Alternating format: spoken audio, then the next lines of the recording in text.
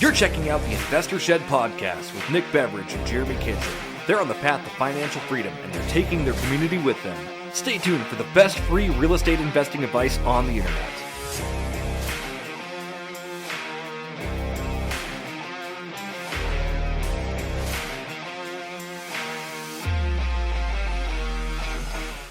Welcome to the Investor Shed podcast. My name is Nick Beveridge, here with my lovely co-host, Mr. Redbeard Kitchen. It's the lovely, adorable Redbeard Jeremy Kitchen. That's my theme song. How's it going, Nick? It's going pretty well. Good. I had a bang this morning. Nice. Almost done with it. It's pretty early. I had lots of coffee before that, so I'm either going to crash really hard in a couple hours, or I'm just going to be going all day, and I'm hoping for option 2. Speaking of going all day, we had Mike Dehaan on the podcast. Yeah. That was a really good episode, man. This guy's a killer. Yeah. I remember meeting Mike, like 3 years ago or so at a meetup, and I had no idea he'd be this far ahead 3 years later. You guys are in for a treat today. This episode was great. Really good. Mike is fucking tearing it up in every aspect of this industry. He's got so many things going on, from, a bunch of wholesales, kept like a quarter of his deals, which built up 200 over the last couple of years, 200 deals over the last couple of years. That's a very impressive. He talks to us about how he did that, which is not too surprising, which is the amazing part about real estate. Yep. And then some little tips and tricks along the way, and we will, I'm not going to spoil it all.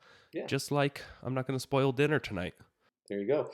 And Mike was great. He's really systematized with a lot of what he does. It was just really cool talking with him, and I think you're going to get a lot out of this show. You guys are going to get a bunch. So crack open your V8s and let's get started. All right, welcome back to the Investor Shed podcast. I am your host, Nick Beveridge, here with my co-host, Jeremy Kitchen. How are you this morning? I'm doing so good. How's it going today, Nick? Pretty good. Had to run around a lot this morning in the snowstorm, but I'm back just in time for our guest, Mike Dehaan. Thanks for being here. How are you? Yeah, good. Yeah, thanks for having me on, guys. It's funny. I've known Nick off and on, I guess, a little bit. And real estate's always a funny sort of space because I feel like I know you guys better than I probably do because I've followed you on social media for a while. But I'm excited to have a chat and dive into the details here a little bit. Yeah, because we've probably had one conversation in real life before. But yes, it does feel like I know you a little bit better than that. So that's the power of social. Yeah, social media is cool stuff. But yeah, Mike, definitely thanks so much for joining us today. Why don't we start out by just telling us a little bit about yourself, if you don't mind, and then your start into real estate investing. Yeah. So do you want me to start with like where I'm at right now and then go backwards? Sure. Basically or just jump back? kind of start at the beginning if you want. Start how you got started in it, and let's go from there. Yeah. So I'll just give a little blurb about what I do now. So I'm a real estate wholesaler. It's my primary business. We do things a little bit differently than most. We're completely virtual. So we do stuff kind of around the country. I started that in, early 2020, and we've now done just over 200 transactions since we started. So that's like just over 3 years. But going back, I didn't come from a real estate family. I, went to the traditional path. I went to school, went to high school, went to college, went here to Gonzaga University, got an electrical engineering degree. When I went to school, I didn't really know what I wanted to do. I kind of started the process there and got into engineering primarily because it was like 2009 when I started college. And I went to the first career fair and there was like no companies there because no one was hiring because we were coming out of the recession, but all the companies that were there wanted engineers. So I was like, cool, I want to be able to get a job when I get out of school. So I went into engineering.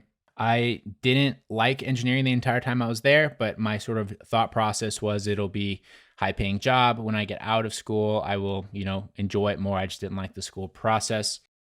Of course, that's not how it works. So I graduated, I moved out to Seattle, started worked at a couple of different companies. I worked at Boeing out there for a while.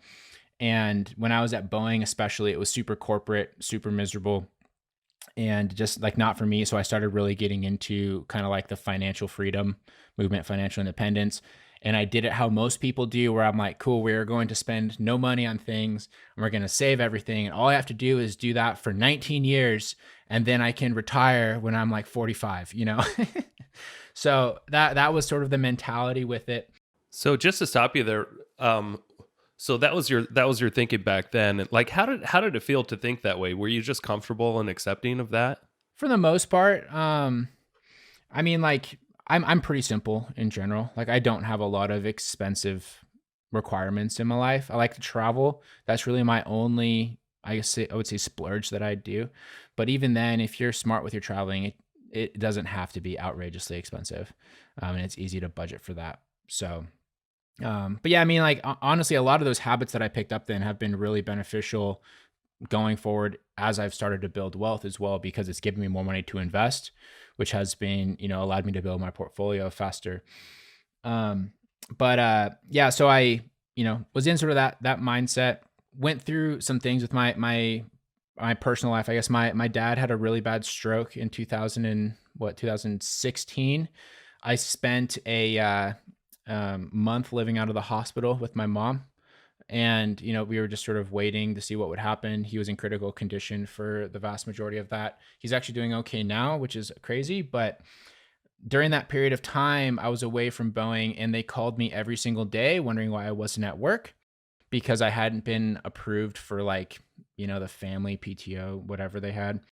And that was kind of the sign to me that I need to do something a little bit more with my life. Because I realized how unvalued I was in a corporate environment. Especially the crazy thing about that too is it was just after my first year and I just been promoted because I was one of the highest performing engineers on my team. But then I now had this family issue and they're like, actually, we don't care about you at all. So that stuck with me. But also too, my father was a very healthy person before that happened. And it made me realize very quickly how fragile life actually is. Because, literally weeks before that, I had been skiing with him and he'd been crushing it. And then all of a sudden he was in a position where he couldn't walk and he was in intensive care. So it made me just sort of evaluate how important not being tied to this shitty situation is. Sorry, I don't know if I can swear on here. That Yeah, man, do you think? Say all the shits you want, no problem. Okay. So anyway, went into a spiral of depression, decided I needed to leave the Seattle area, got married that year, which was, the unfortunate thing is I think because of the mental state I was in, I don't remember a lot of the details of that because I was just not in a good place.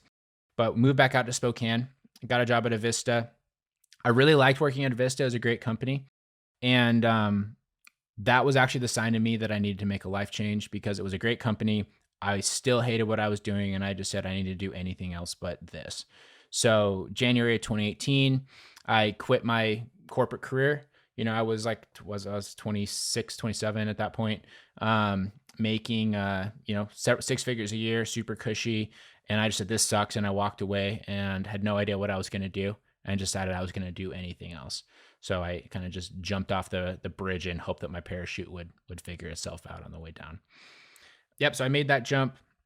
When I first left, I tried a bunch of different things. My main form of income for the next couple of years was working out of a gym, coaching Olympic weightlifting and CrossFit, and then also driving for Uber. And I went from making $100 and something thousand a year in 2018 to 2019. I think I made 16 grand on my tax returns. So literally 10%. One of the reasons I was able to do that, I didn't have kids, which makes, people always, I want to ask that and point that out, but the must be nice. She didn't have kids. It was, and that was the choice that I made. But also too, my wife, she had an okay job, and the frugality that we had developed when I entered the financial independence movement when I was at Boeing made that transition very easy because we already were living below our means. We already saved money. And so I was able to take that risk. I started flipping houses in late 2018.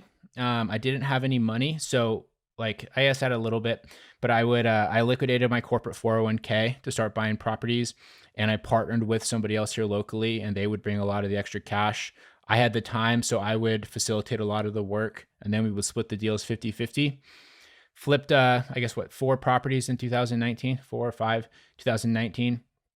Bought a couple rental properties with my gains, and that sort of gave me the bug to figure out how I could do more of that. Late 2019, I went to a meetup that Danny O'Bannon put on from Sell It Simple. I met a lot of the other groups and the other wholesalers in town and sort of started to hear what they were doing. And I kind of left with the opinion of like, I can definitely do what these guys are doing. And so I started my off-market business. We started that officially at the beginning of 2020. COVID made everything weird. It took us 5 months and $30,000 in the hole to get our first deal before we finally got it signed around. Then I guess from there, we sort of ironed out our processes, got a couple more deals over the next couple months. And then October of 2020, we had our first 6-figure month. We applied everything that we had back into the business. And then in 2021, we did 7 figures. And then 2022, we did 7 figures again. And that's when we started going virtual. I guess like mid 2022 as the market started to turn, we started going virtual, and that sort of led to what I'm doing now. So jumped forward kind of quickly there, but yeah, that's the high view. So you're on the fast track, obviously. Let's take a couple steps back, because just having a 6-figure month is kind of a big deal. Do you mind going real deep on how you were able to make that happen, that first 6-figure month? Because that's probably the toughest thing to do, is just to really get rolling with real estate. It's actually not surprising to get it in the 7 figures if you just stick with it over time. But what is surprising sometimes is just staying in it long enough to hit 6 figures. Do you mind diving deep on what you were doing to make money in 2020 and how you got to that big month? Yeah. So in 2020, I mean, I was still driving for Uber, man. I mean, Uber Eats was my primary form of general income because we were spending a lot of money trying to launch the business. My business partner, he's my best friend from college. He had a good W-2 at Avista. So, he was kind of seed funding some of our marketing, and I was running a lot of the marketing and acquisitions and building the systems. My personal income was coming from the rental properties that I had owned, that I'd bought in 2019, which had consisted of a couple single family homes. I had a duplex and a triplex, all of which I was able to buy for my money that I made flipping houses. How were you able to secure financing without a stable job at that point? That's a great question. That's a really common question that comes up a lot. So, a lot of people know about DSCR loans, which tend to be very expensive.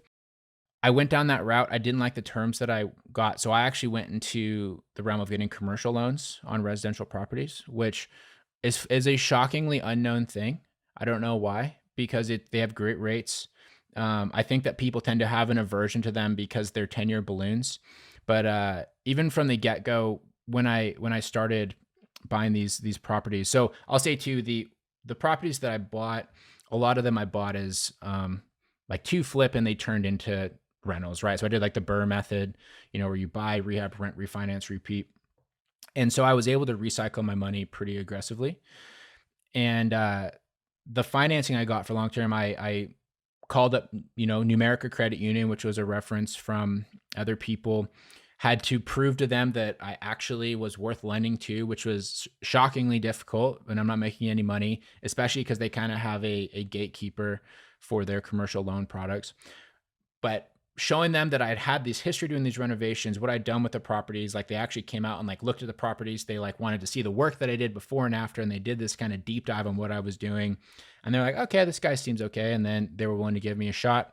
And they're still my primary source of long-term lending today here locally. So, dude, I'm going to have to get your contact at Numerica, because I've been banking with them for like a couple decades almost now, and I've run millions of dollars through them with projects, through these accounts over the last year and a half.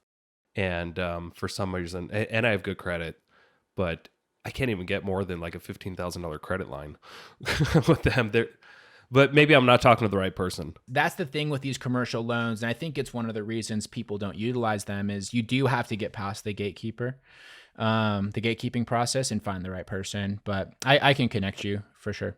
I mean, honestly, Numerica's been really good to me. Just in my dealing with them, we got our HELOC through Numerica, and we got a $170,000 HELOC through Numerica. SDC was going to give us like 20 grand. Our primary bank was going to give us 0. So as far as all that goes, like, yeah, we got hooked up pretty good with the HELOC. Yeah. Yeah, it's a good product. And the thing that I like about them as well versus traditional DSCR loans and some of these other investor grade loans is they're significantly cheaper to get.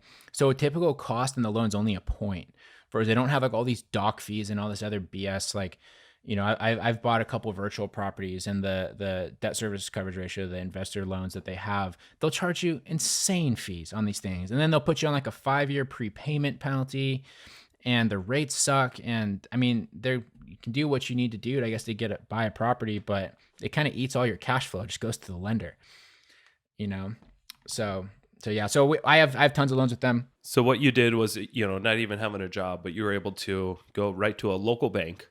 For those listening nationwide, Numerica is more of a local kind of Northwestern branch of credit unions, and talk to somebody higher up and get them to come to your properties and do a little extra due diligence, because I'm sure these properties probably carry themselves, right? They did, yep. So they all cash flowed.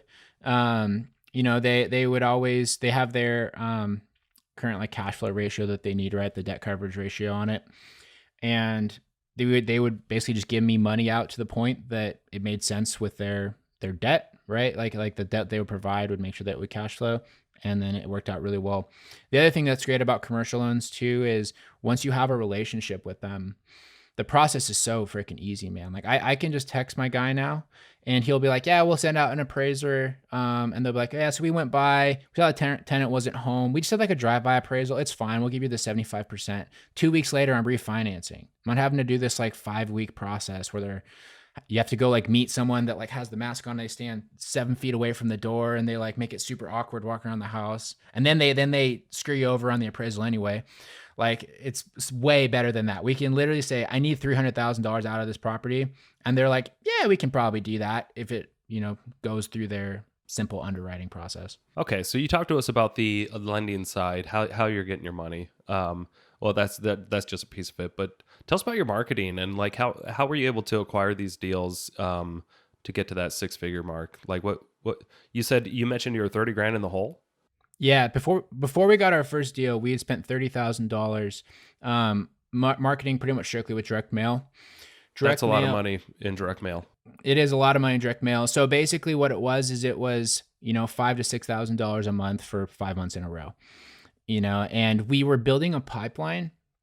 The biggest thing that changed for us, I guess, when we got that deal and we started getting consistency in deals, everyone in wholesaling and off-market real estate, they want to focus on the marketing. The marketing is honestly one of the least important parts. There's so many ways you can generate leads, whether it's cold calling, texting, running online ads. Guys here in town, they do TV ads, direct mail. All those things will get people to call the phone. But if you don't build relationships, you don't follow up with people, you're not going to get deals signed, right? And so for us, what we would struggle with is we'd have these leads come in, we would go and we would connect, talk to the seller, and we would it'd be me and Dan, we'd always roll these together. We'd go into the house and there'd be like a little old widower lady there with this trash house. We're going through and we're like, okay, ma'am, your kitchen sucks. We got to fix the roof house thing. This is what we can do for your property. And she's like, well, I don't want to accept that. And we'd be like, okay, fine, see ya. We did not spend any time trying to figure out why she called us in the first place. Right.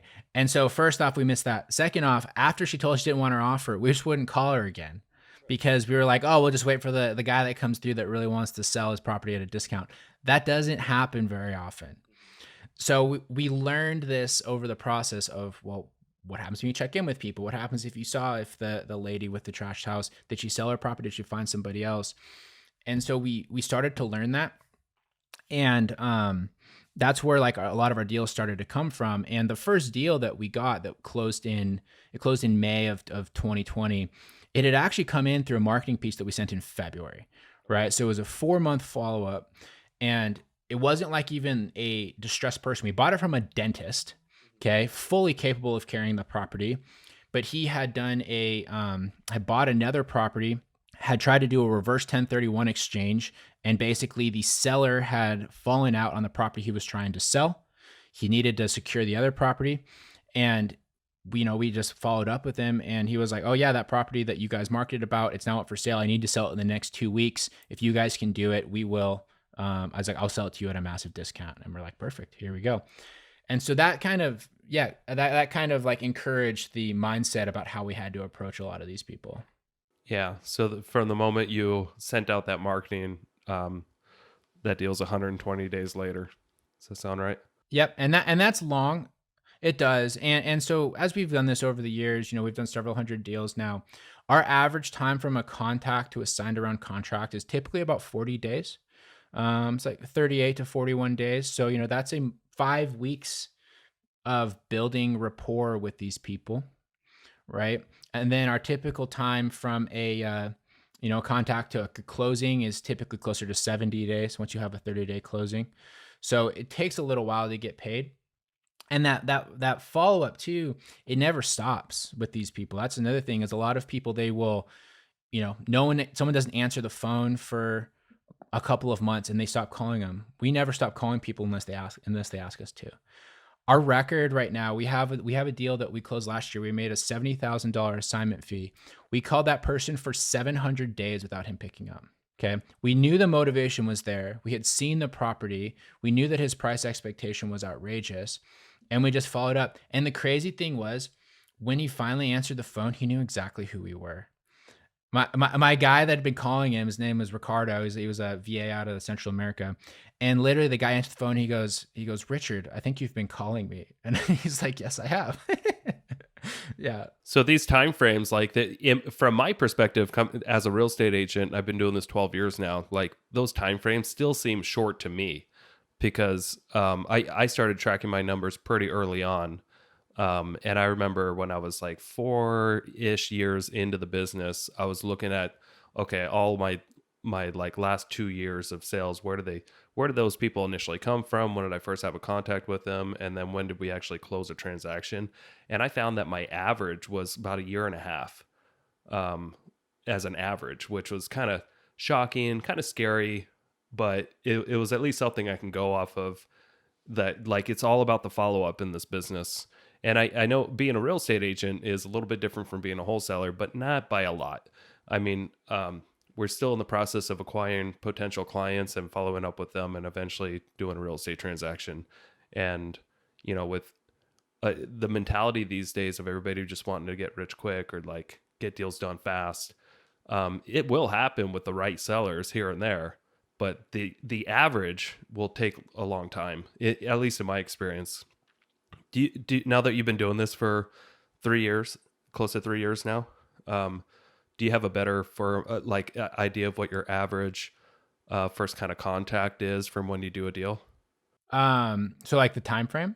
Yeah. Yeah, it's about 40 days from when a lead comes in until we get something signed around. Yeah. So obviously with wholesaling, it's a little bit quicker than being an agent, or at least in my business. But I still think, coming from my perspective, that just seems lightning fast to me. Yeah. Well, I would imagine that do you know what your average cost per deal is as an agent? It depends on if I'm factoring in all my operating expenses. Mm-hmm. I'd have to say about, let's see, last year we sold about 100 homes and we spent about $200,000 in operating expenses. So what's that, $2,500 or $2,000? Yeah. So that's pretty good. So for us, our average cost per deal is typically, I guess, in the Spokane area, about 3,300 to 3,400. So our deals are almost twice as expensive as yours. So I think that's a difference, and also too, just the way that wholesaling marketing works versus realtor marketing is we're super targeted, right? Like, we're targeting people that on paper they should have an excuse to sell to us. Versus, like, I feel like with realtor marketing, it's all about timing with people. So it's going to be pretty different. Learning that follow-up process though was what led to us having that 6-figure month in October. And that first 6-figure month, we did 7 deals that month. And one big change we made, we brought on our first salesperson, mostly just because Dan and I, we reflected and decided that we did not enjoy the sales process or doing that follow-up ourselves. We needed to find someone to do it. We had no business hiring a salesperson. We had no training program. We literally had $4,000 in the bank because we had spent all of it on marketing, trying to generate more leads. And then I went to this mastermind, and we had a coach that we'd worked with, and he was looking through my CRM, and he's like, "Bro," he's like, "I think you guys just suck at sales." And so I was like, okay, well, Thanks, my action plan when I left, he was like, all right, you're going to go and you're going to find a salesperson. Here's like the listing you're going to use. This is what it looks like. We went out, we found someone. We realized we didn't even have money to like pay their first month of pay, like their base pay. So we're like, well, hopefully they close some stuff. And she came in and she crushed it. And she closed 7 deals in the first 2 weeks, all out of leads that were already in our system. So she just went and did the follow-up that we weren't doing. And lo and behold, we were making money all of a sudden. That's so cool. I want to talk about your marketing just a little bit. So how are you actually marketing to find deals? Are you, you're not driving for dollars or anything anymore. You're probably pulling lists, aren't you? Yeah, we just pull lists. So our best, I mean, the stuff that we do, man, is so unique. It is so basic. You can go and you can watch a YouTube video about wholesaling and you can see exactly what we do. The big difference about what we do versus other people is that we do it very consistently. We have that follow-up process. And also too, compared to most wholesalers, we have a pretty established brand and web presence, which gives us a lot more credibility than just like the fly-by-night person that's just like out there, marketing as like, Jeremy buys houses with no website, right? That's what it would be right now if I was to do that. I don't have a website. I don't have the infrastructure for any of that stuff. And those things matter. And the people that put time in that, you can see them make tremendous gains in their business. So like even here in Spokane, the Easy Home Buyer, they've been really good about that. Surprised their business is doing very well. They're an established brand. They're doing very good with that. And so we've done the same thing on a national level. But yeah, so we pull lists. We just use PropStream. The vast majority of our deals come from people with bankruptcies, liens, vacant properties, absentee owners. And we have a kind of series of, we have like a mail campaign that we run on kind of like a 6-month cycle. That's a combination of postcards and letters we send every single month. We don't stop mailing people ever. Once they're on our system, we only add people on. Right? We only take people off if they ask to be removed, but we don't do the mistake a lot of people make is they'll send it to like, the 99205 area code. They're like, I didn't get the response rate. I'm going to send it to 99202 this month. You just got to keep on the same person. And we have regularly closed deals where we have walked in and they have had a stack of mail from us that's like, 5-6 inches tall. And they kept all of them for some reason. So that consistency is really, really important. So, Mike, something I want to touch on that you said earlier, and I don't know if anybody missed it or not, but it sounds like the secret to being successful is just being consistently boring and sticking with it and doing the same thing. And there's, like what you said, there's nothing really secret about what you're doing. You're doing what everybody else is doing. You're just being consistent about it. And I've had the opportunity to interview a lot of very successful investors over the last few years. And I can't remember one time where an investor that was very successful said, I was doing this, and then I tried this, and then I tried this, and this, and this, and they're jumping all around. It just doesn't work for the people, or it just doesn't seem like it's a viable strategy to constantly change things up. If they're just consistent with something, no matter how boring it is, and no matter how many other people are doing it, it sounds like you're going to have success over time. But obviously you must have been doing something a little bit different because you've been over the last, 2 years, almost 200 deals. Mm-hmm. Yep. I know a lot of wholesalers that are not doing that kind of business, but that are still very consistent with what they do. So what else are you doing to do that kind of volume? Yeah. So I think as of today, I actually think we closed 2. I think we've done 208 since we started. The vast majority of which have been over the last 18 months. So like in the last, 50% of our business.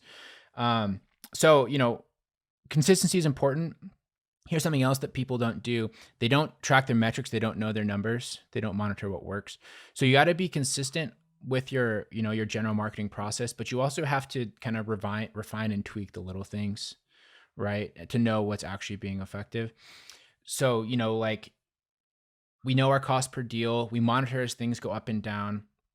We scale up appropriately.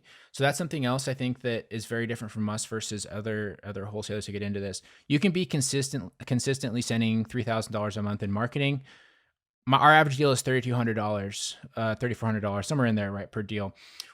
We are going to get a deal every 6 weeks if we're spending $3,000 a month in marketing. Knowing that our average deal is $3,200, I know that if I spend $15,000 a month, I should get about 5 deals. I know if I spend $30,000 a month, I should get about 10 deals. Okay. And so we have mathematically just sort of like leaned into our metrics. Okay. And that's a big thing that we have done that's very different from other people is we have really specifically scaled around our KPIs, which I found is not a super common practice. And then also too, we heavily utilize like team members, most specifically cheap team members, right? So typically overseas to do the follow-up processes. And that is like kind of the cornerstone of our business we scaled up, we have these really focused follow-up processes. And again, we push everyone to this secure brand. Okay. So we automatically have credibility. And even now, like we walk properties on a regular basis where we'll go through and the seller will say, we looked at every company in town and we decided that you're the one that we want to work with. And then we'll go to their house and they'll have like 10 different mailers laid out on the table. Right. And so they went through and they looked at everybody and they chose us because they liked our brand the best. So if I'm saying what the secret sauce is, it's probably a combination of scale in marketing, like spending a huge amount towards it compared to most people. And then also having it like leading with that brand. That makes a big difference. So what is it about your brand that makes people want to do business with you? Mm-hmm. Yep. So transparency is huge. We have our faces on there. You can see us. We have like links to our LinkedIns and things like that. We have details about our graduating class at Gonzaga, things like that. They matter a lot here in Spokane. As we go virtual in a lot of the markets, one of the things that we do is we have like local phone numbers. We have local return address set up. We have local people on the ground, right? So it looks, it gives an appearance of being much more personable than most people do. And then also the website that we have, it's not like a crappy Carrot website, right? That everyone looks exactly the same. We have a custom built professional website. It looks good. It has things that are relevant to the target areas that we're in for each market. And so it just, it has that little bit of extra oomph, and then all the copy we have in there, it's not like boilerplate copy. Everything's professionally copywritten. It's more a professional company ultimately than what most people have. Do you have any kind of like lead capture on your website? And has that, okay, so you do, has that worked out for you much at all? Yeah. We've gotten quite a few leads through there. But even then we typically still count those as direct mail leads because that's what drove them to the website to begin with. Gotcha. So that's your main stool. Okay. Gotcha. Do you have any other sources of marketing that you're doing? Yeah. So we do a lot of SMS these days. We traditionally didn't do a lot of SMS. We started it up primarily because I had a friend who had a son who was getting into marketing and he was starting an SMS company. And he was like, super young kid. He's like 20. He's a hustler. He's like, hey, I'm starting this company. I'd love to run stuff for you. And I was like, fine, whatever. Sure. Support him on his thing. And then he started getting results because he's running a pretty sweet system where like, it's not like a typical lead gen company where they're just like, oh, this person raised their hand, here you go. But he's actually, because we sort of influenced the growth of his business, we gave him the script that we want them to run. And so he's actually having conversations with all these people and he's bringing in verified leads. So we do some SMS and then we do a little bit of PPC and online advertising, but that's really it. Those are kind of our boxes. We don't do cold calling. We don't do radio. We don't do TV. We don't do driving for dollars or any of those sort of things. Which avenue are you having the best success in, Mike? Is it the SMS or is it the postcards or which one? Direct mail. Direct mail for sure. Yep. So 78% of our deals have come from direct mail. Good note for any wholesaler. Absolutely. Is wholesaling your main strategy? Is that your number one thing? Or do you decide once in a while you're going to close on a property and fix it and flip it yourself or keep it as a rental? Tell us a little bit about that. Yeah. So, we've kept a lot of rental properties. I own 54 doors currently. Well, Jesus, Mike. Here in a couple hours, I'm gonna own 5 less. I'm selling 5 of them here today, as a little bundle. In one day. Yeah. It's like a bundle that I sold, like a bunch of C-class units. So I own 54 units, all of which we've bought off market, all of which we've bought distressed. That our goal with this has always been to build like a portfolio. And then the wholesaling primarily came around as a form of revenue generation. A, so that we had money to buy the portfolio properties, and B, so that we had a way to monetize the leads that came in that we weren't particularly interested in keeping, or the projects that we weren't interested in doing. I've done a handful of fix and flips since the original ones that I did. We've maybe done 15, but I don't care for it. Like, if I'm going to put all this time and money into it, I want to keep the place. I don't like the retail sales process where you go through and, you put this flip and they're like, I don't like the color of the. It's a grind, man. I've been fixing and flipping houses for a long time, and it's an addiction too. But it's definitely so much more work than anybody can anticipate if they've never done it before. Yeah, it's tough, and in this market too, it's so expensive. It's so challenging. It's very, very challenging. Tell me, Mike, you say we a lot. Obviously, you have a partner, but you kept almost a fourth of your properties as long-term holds. How are you structuring that? Are you guys taking turns buying one or the other, or do you buy them together as partners long-term? How are you doing your long-term rentals? Yeah, we're just 50-50 on everything. So yeah, we keep it pretty straightforward. I mean, he's one of my best friends, and we have ultimate trust in each other. We have extremely defined roles in our business, so we, know what each person's responsibility is, which makes it very easy to be partners when it's like that, because there's not really any headbutting that goes on. Yeah, we're just 50-50 down the board. Cool. Let's talk a little bit about that partnership, if you don't mind, because I've been in a lot of different partnerships. Some of them great, some of them like, shit. Sorry, Nick. No, no, you've been a great partner, Jeremy. I've had a lot of partnerships. And what I've learned over time is that it is super important for everybody to know what their role is. Tell me, if you don't mind, what is your part in the partnership, and what's your partner's part, and how does that work, and how has it evolved much over the last couple of years? Yeah, it's involved a lot, especially as we've gotten more virtual with our stuff. So when we were only here in Spokane in North Idaho, our split was very simple. It was, I ran the acquisition and marketing. He ran basically the project coordination and the disposition, right? So he would go and he would manage, he manages the rental properties. He does the renovations. He helps move wholesale contracts. He does all those sort of things. Then I run the marketing team, the sales guys, the lead follow-up guys, all that sort of stuff. So you're doing property management in-house? We were until like last week. So we just recently started working with somebody, primarily just because our virtual stuff is starting to scale so aggressively. It is now a detraction from our goals and our growth. So yeah, so he would run all those things when we were in town, and it was a pretty easy split. I guess the way we look at it is pre-contract was me, post-contract was him. Super simple.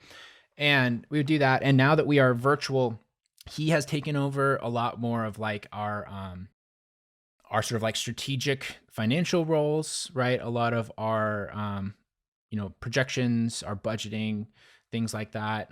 He's working a lot more on scaling and stabilizing like our transaction coordination process, because transaction coordination is tricky when you have a lot of transactions. The most we ever had going on at a time in Spokane, I think, was 14. And that was extremely difficult, but at least we only had one title contact, right? Now that we're virtual, like right now, we currently have 11 properties in escrow across 5 different states. Super challenging. So we are working on trying to make that a little bit more stable. So his focus is on that. And then also same with the disposition. He's helping facilitate a lot of that too. I'd like to ask you a few questions about that, because I've got some people in my office that are really intrigued by doing the same thing. They want to wholesale across the U.S. But I just think, my mind, I just start thinking about all the things that you have to know about, like, do you have a solid base of investors that you can wholesale to? Do you have the right title contact? Do you have somebody on the ground? Like, what is it really worth so far going out and trying to build this other thing in multiple different states? Like, were you not making enough money here? Tell us why you decided to go virtual and start going into other markets. Were you getting bored? What happened? Yeah. So, getting bored, honestly, that's one thing. And a big part of it goes back to knowing your numbers. Like I said before, we had scaled up our marketing to a point that we could see our cost per deal starting to increase, our cost per lead starting to increase. And we recognize that in order for us to keep, I guess, like squeezing out more and more of the top of the local market, we're going to have to start bringing in new forms of marketing, starting, new expertises, competing with people more, right? So we'd have to start doing all the things that the other companies here are doing and trying to compete with that. And ultimately, we just said, why would we do that when we already know how to do our current systems? We already know how to do our current marketing and sales. What if we just took that same system? So let's say, with that, we were able to get on average 8 deals a month in Spokane with that current system on average. Why can't we get 8 deals a month in Knoxville, Tennessee doing the exact same thing? We don't have to learn anything new except for the market, but now we can double our business with the same budget. So that's kind of what we did. And, after we stabilized there, we go to another market. And, regarding your questions about having to find buyers, having to do all sort of things, what'd you do when you started in Spokane? Yeah, it just seems like, well, I mean, just my thinking was like, it took me years to kind of grow this base of like knowing the right people for the right stuff. But maybe I'm just stupid and it took me longer because I'm an idiot. And I'm not totally joking about that. I mean, I'm not a smart person. Jeremy grew up with me. He knows that. And it did take me a long time to find the right people to do business with in this market. And it took me a long time to learn what streets are better than what streets, other streets, and the right property managers to use and the right contractors to use. And it took a lot of trial and error, and it's obviously my limited thinking here and coming from a scarcity mindset of just go to try to do that in 5 different states at the same time and think that logically it's going to be easy. I have a really hard time coming to grips with that. I feel like for somebody like me who's an idiot, and it took me years to grow this system here in this market, I have a hard time believing that it's going to be that easy for everybody. Yeah. So there's a couple nuances to this. First off, you said you've been doing this for 12 years, 14 years? 12 years, yeah. 12 years. So I pretty much started doing this during the COVID times, right? Everyone instantly became okay with establishing virtual relationships. That has made things significantly easier. I have partners that I have made hundreds of thousands of dollars with that I have never met in person, right? That I've just connected with over Zoom, over text, over things like that. So that's one thing that has helped a ton. Also, too, how we sort of lead into these markets, we establish basically a key partner. Okay, so we find the heavy hitter, the A player in that market, and we lean on them very heavily, especially on the start.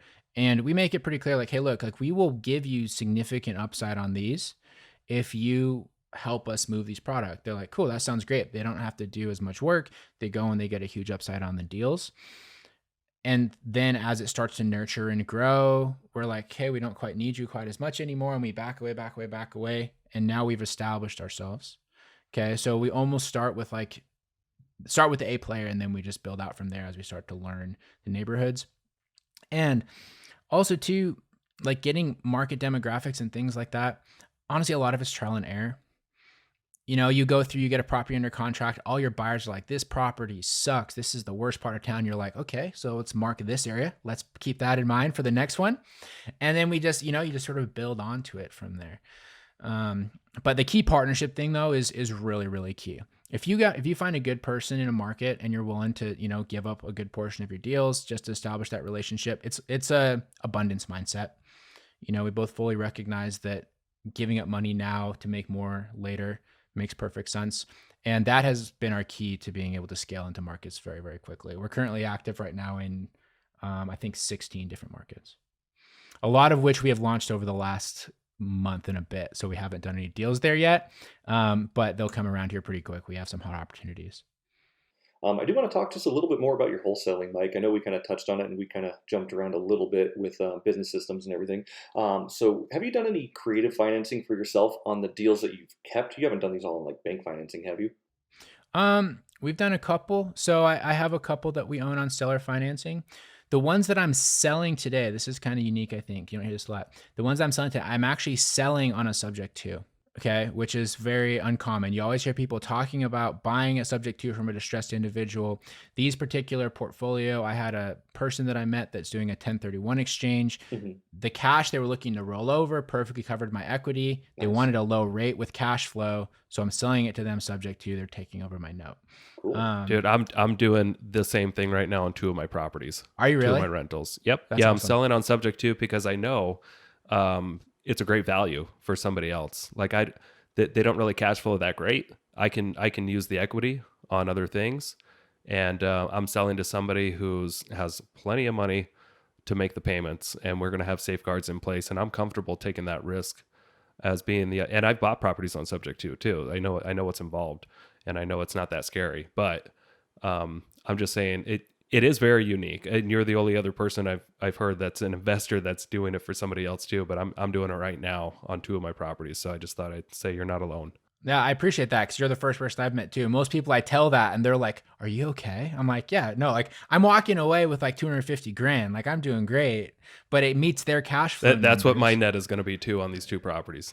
Are we selling the same 250. properties, Nick? This is super weird. One's in Hayden, one's in Rathdrum. You tell me. Yeah, right. All right. Next question on that real quick, Mike. So when you're actually walking a property, how do you actually analyze a deal to A, make a good profit, and B, leave enough meat on the bone for an investor? Yeah. So, first off, I haven't walked a property in a year and a half, at least, probably longer. I have staff to do all those things. So we do a lot of our analysis off of photos, and very basically, we have a calculator. So that our team runs. We typically run all of our comps a little bit differently than most, where we actually try to go off of cost per square foot. So we get an actual ARV and not like a theoretical ARV when you're not accounting for the neighborhoods and things like that. So we find like-kind properties and we'll see what the cost per square foot on those. And then we have like in our calculator, we have like our estimated cost to fix certain things that we think would need to be done. And I mean, they're wags, right? They're wild ass guesses on a lot of the stuff. And the thing with wholesaling that's very different from flipping is we don't have to be as precise, right? We just have to kind of get it into a zone where it makes sense for a flipper, because everyone's flip numbers are going to be different depending on if they're DIY, they're hiring a premium contractor, they have like a business partner who's going to do half the work, things like that, right? So, and also too on our deals as a wholesaler, a couple $1,000s on our end doesn't make that much of a difference to the flipper, but like for us can be like a 10-15% shift in the size of the deal, right? So point being, we have like our general numbers that we run that we tie to our calculator, and that gives us like a range. And then as we go and we look to dispo it, if there are we need to do give and take on either side, whether with the buyer or with the seller, then we just do a price adjustment on either side as needed. Easy peasy. Nick, anything you want to add on that? Nah, let's move on. You explained yourself well. No, yeah, it's good stuff, man. And again, just so far, like I've loved your story, man. Like you went from knowing nothing about real estate and 3 years in, like how much is your portfolio worth again? It's worth about 11 million right now. Okay. Yep. Yeah. And the thing with that too, I guess this is my one humble brag. Because of the discounts that you can buy being a wholesaler, doing off-market real estate marketing yourself, my total cash, and like, I don't use a ton of private money where I'm borrowing from individuals, but my personal cash into my portfolio is about 400,000. That's me and Dan's joint cash. So if you look at like our actual cash on everything, it's massive. Our total debt on it is about, I think, 60%. So we have a huge equity position, and then our cash into it is relatively low for the portfolio size because of the discounts we're able to buy at. Wow. 60%, pretty good. Obviously some appreciation, I'm sure. The market's helped a lot with that. I'm not going to lie. Yeah. What does your average deal look like that you'll hit the green button on? To purchase for ourselves? Yeah, like an average, discount on the ARV minus repairs. Yeah, so the main thing that we normally look at is, do we think we're going to be able to refinance out the bulk of our money? Cash on cash, we'll want to be like 30 to 40% at least. Ideally more than that. The big things that we look for stuff that we keep are things that have value add. So we have finished more basements in this town than like so many people, right? Like that is kind of like our thing is we'll go and we'll buy like the single family home or the duplex with an unfinished basement, add all the extra square footage. It's the easiest way to force equity on a property, and it allows us to buy it a little bit more expensive than most people will. So we really lean on that a lot. And then multifamilies are a huge portion of our portfolio. The main single families that we've kept have been ones that we've gotten at such a huge discount that we're pulling out, significantly more than our basis into it, so that the reduced cash flow is worthwhile at that point. So with these commercial loans that you're getting through Numerica, what's the average loan to value look like on what they will do for you? So it depends on your relationship with them and the current time of the economy. So if you have a good relationship with them on single family homes, they'll do an 80% cash out, which is not very common with most other lenders. And they don't have to wait 6 months to a year. No, what they will want to see is that you actually added value to the property, right? And that there's additional value there. So if you can show them that you did renovations and those sort of things, it's a much easier sell. Do you use commercial financing to acquire the property as well, or do you use hard money or cash to do your initial acquiring? We use hard money almost exclusively. So, in fact, I think every single deal that we've bought, we have acquired with hard money or private money. We've had a couple lenders that have done purchase for us over the years, and then we just refinance into our commercial loans. We have a couple DSCR loans. So that's the thing with commercial loans; they don't like things like Airbnb, because they're not as predictable. That's outside of their box. We have a couple Airbnbs, and this is the weird thing they kind of struggle with. If you get a property that is completely turnkey, that you get at a discount, they do make you have a seasoning period, which is kind of annoying. If you get a house that's absolutely wrecked and you fix it up, they'll refinance it in like a month, because you can show them that this is the scope of work that you did that made it worth the new value that you're trying to seek. Yeah, that's awesome, man. So I want to go forward just a little bit. So obviously you guys are doing the wholesaling, doing a lot of cool things. What's your 5-year plan? Like, where do you want to be in the next 5 years with all this? Yeah, so our goal by the end of 2024 is to be active in 50 markets, and to have things systematized and scaled up that's running mostly on autopilot. That's a big thing that we're focusing on right now, is building out the internal systems and structures so that it can be a little bit more autonomous from me and from Dan. So we're working on building that out. And then from there, like, we have a couple different sort of things that we're working towards. We're working on building this out in a way that we're trying to figure out if we can make this sellable, I guess, ultimately. Because if we have a fully functioning acquisitions and market acquisition system that can work in 50 different markets, we figured that would be of interest to somebody. It just has to be systematized enough that we are not the focal point, which is a very challenging thing to do in the wholesale business space, which is super relationship based. So that's something that we are trying to figure out right now. We have a business coach that has built and scaled several businesses that we're working with. Scaled and sold several businesses. We're working with him, and that's something that we are trying to figure out if it's possible. Can you tell us a little bit about your podcast and when you started that, and why you wanted to start that, and what it's done for you? Yeah. So, my podcast is the Collecting Keys podcast. You can get listen to it anywhere that you listen to your podcast.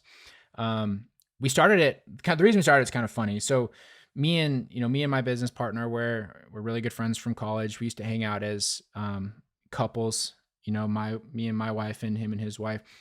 And we kind of can't really do that anymore because me and Dan would talk about business. And my wife made a comment one of the times we were hanging out where they were like, oh, I guess we should leave. And my wife's like, yeah, I guess we're all kind of sick of listening to the Mike and Dan show.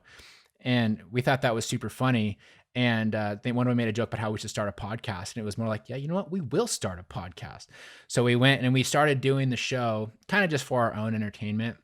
And, we had like a very basic plan with what we wanted to do with it. We did it for long enough and we enjoyed it. And then crazily enough, people started listening. We were like 15 episodes in before we really told anybody about it, but we started to have a little bit of organic listenership, which was pretty cool. And then, that we sort of rode on that momentum. And then we started getting people that would inquire to be on the show as guests. So we started bringing on guests, and then we're like, we're talking to some cool people right now. And then as people would engage, they were like, hey, we want to learn what you do. So we started like a group coaching program and a different mastermind that's sort of underneath it. And it's kind of turned into a business that we've been running with almost accidentally because we enjoyed the process of it. We were doing it for ourselves. And then just through demand that sort of organically happened over 6 to 8 months, we started taking it very seriously. And so now we've had, really solid people on the show. We have our interviews that we do every Monday. We have everyone from like pretty big time, sort of like influencers and stuff in this space that come on, all the way down to like smaller people that are just crushing it, that are super inspirational, you can learn a lot from. Then our Wednesdays, we have our Mike and Dan show, which we talk a lot about business and, just a little bit of banter in there as well, which is good, entertaining for people. And then on Fridays, we always have a focused solo show, which is usually based off of a question that somebody in the community asked us. Good. So it started with just something just fun to do, and then just grew into something more purposeful. Has it? And you're able to? Did I hear you say you were able to grow a mastermind out of it? Yeah. So yeah, we have a mastermind program. We currently have about 40 members, based all around the country. And I mean, what we go into, we have 2 group calls a week that we do, and then we have a Slack channel, and it's coaching people on building a business that's very similar to ours. So most of the people that come into it, they are somewhat real estate educated. They just don't have they're kind of at the phase that I was when I started my wholesaling business. They've done a deal or two. They kind of understand the gist of it. They don't know how to build the marketing and sales systems and processes. And we come in and we teach them how to do that. And then ultimately, it kind of starts with group coaching, but it's turned into a mastermind. So we have some guys in there now. We've been running it for just over a year that are making like legit money. We had our first guy that came in that was able to quit his W-2. He started with us on day 1 in March last year. He quit his W-2 this year. He made like $350,000 last year, and he's going all in. So it's been really fun to see the same pattern that I went to now track with the people that are in our group. Awesome. So did this all start with listeners of your podcast? Yeah, loosely. So we had several listeners reach out, and then we did like a little webinar that we plugged both within our community, like our personal communities, and then with our listeners. And we had a shocking number of people that showed up to it. We had like 20 something people, and we were expecting like 6, and we're like, okay, there's obviously something here. And afterwards, a lot of people engaged with us saying, hey, I'd really like to learn more about that. And we were like, this was like the middle of February last year. And me and Dan, we were like, what if we like made like a course in a mastermind and we just like, built a business out of this? So we just started telling people, it's like, yeah, we actually have something that we're working on.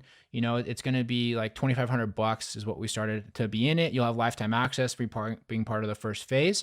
And if you want to sign up, you should. And we had 10 people that opted in. We had nothing. We didn't have a video. We had nothing. We didn't have a plan.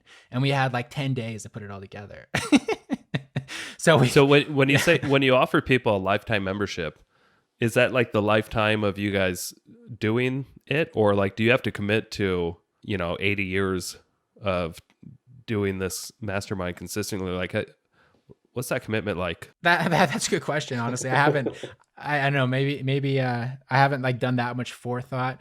My general personality is, in the future, if we stop doing this and anybody wants assistance from me, I'll be more than happy to help people out. But sure. I think the unwritten expectation is for the life of the program. Right. Yeah, because we interviewed another guy, Michael Porsche, that grew a mastermind out of the short-term rental industry.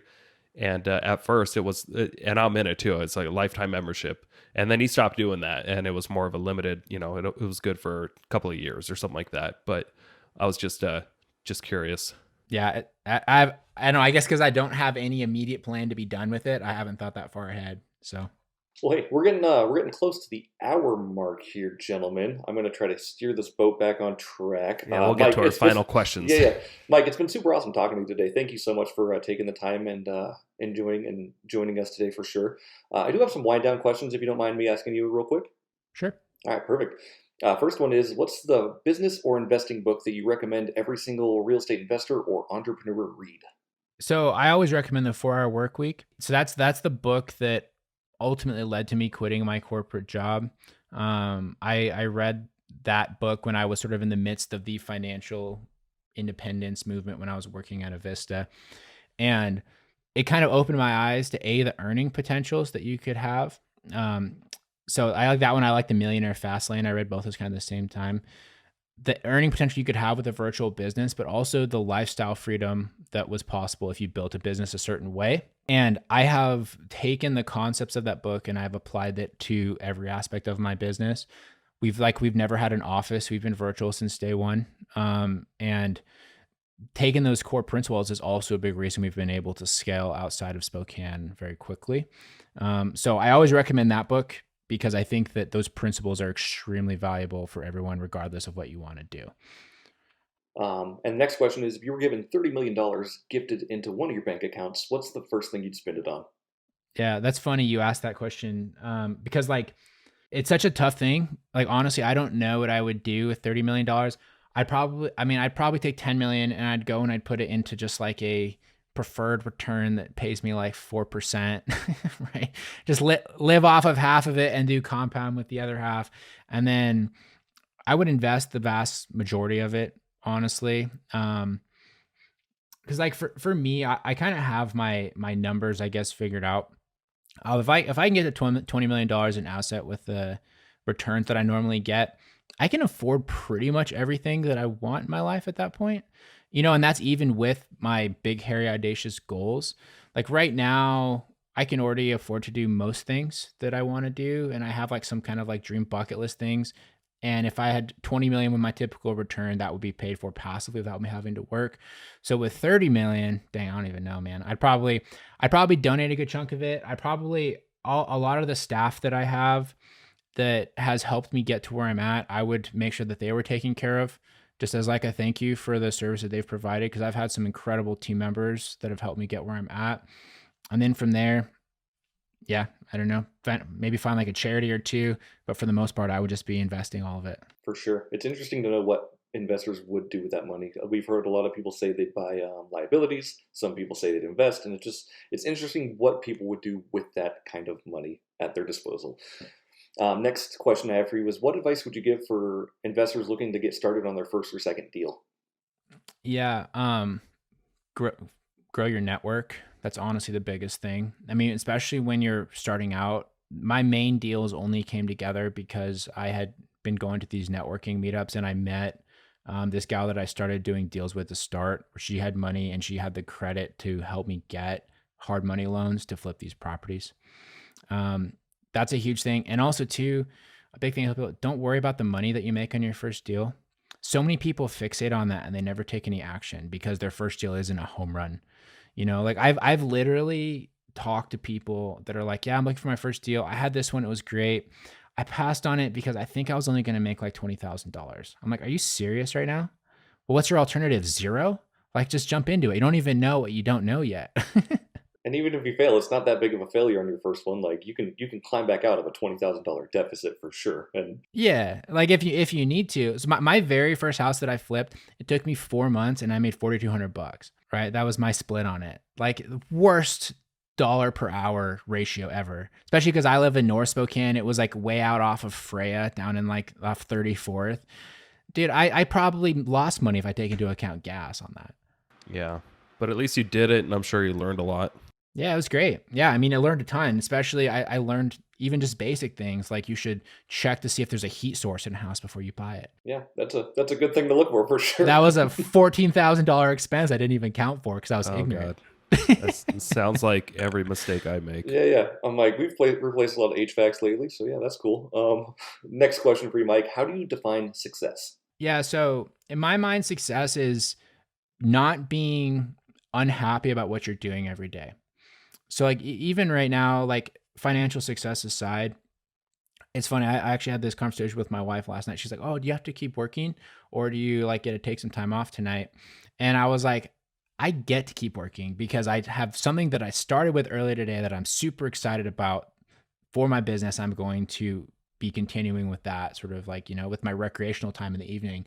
And to me, that is the definition of success is, regardless of what your normal day-to-day life looks like, if you don't think things suck, you've kind of made it. Like that's like a great place to be in this modern world where people are so worried about like mental health and work-life balance and that sort of stuff. That's a really good answer. That's a good one. Next one is, when you're not investing or wholesaling, what do you like to do with your free time? Yeah. I love any sort of like extreme sport. I'm a big like downhill skier. I've been skiing for 30 years at this point. I love the mountain bike. I love to work out. I have a pretty sweet home gym, so I hit that a lot. I love to travel. I'm a really big traveler. One of our goals last year was to travel for 12 weeks out of the country in 2022, and we did that. So we did a big road trip around Spain and into Morocco, and then we did a second road trip around Southern Africa, which we were there for about 5 weeks. So I love to do stuff like that, and just get out, see stuff, do unique things. I always try to find, when we go places, to find the more unique things to do there. Just makes it a little more interesting. And then one final question for you, Mike. Where can people find out more about you, or where can people sign up to be on your buyers list? Yeah, so Collecting Keys podcast is the best way to find more about me. You can also follow me on Instagram at Mike_invests. You can shoot me a DM on there if you would be interested in getting on a buyer's list. We don't do a huge amount in Spokane at the moment, just because we have been focusing on scaling up the other systems, and the other markets have been more profitable for us. But we are in a bunch of different markets around not around the world yet, around the country. So I'd be happy to put you on buyers list in any of those markets. And if you're interested in those, you can reach out to me on Instagram. Cool. Nick, do you have any final closing thoughts? Yeah.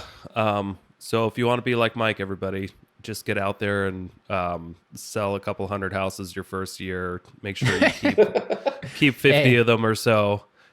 Get into 16 different markets, and make sure you start a podcast that has a massive amount of following over just the last year or so. So if you want to be like Mike, just take good notes and listen to this one again or 3 times.